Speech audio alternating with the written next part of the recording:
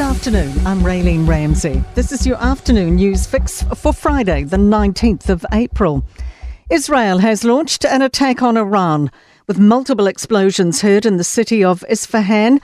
A US official says Israeli missiles have hit a site in the Iranian city, home to more than 2 million people.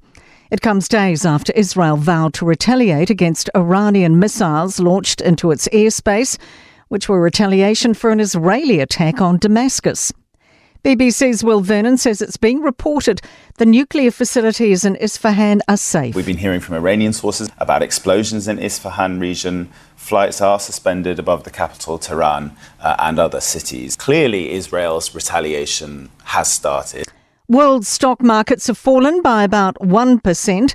Oil prices have spiked by 4%. Justice for Christchurch mum Angela Blackmore, nearly 3 decades on from her murder.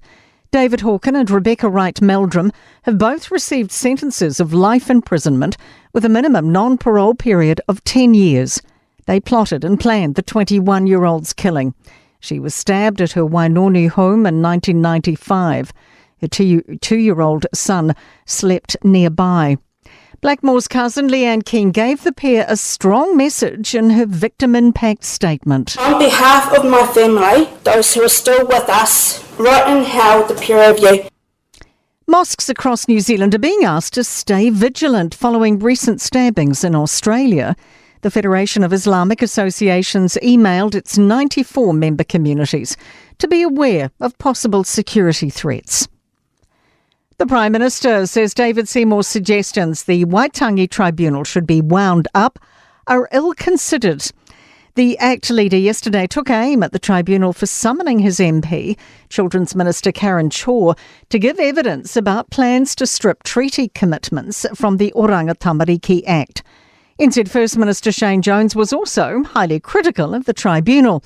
Chris Luxon says he expects his ministers to use good judgment in communicating. But what I would say to you is that going forward in a post-treaty settlements world, what is the future role and scope of Waitangi Tribunal? That needs some thinking.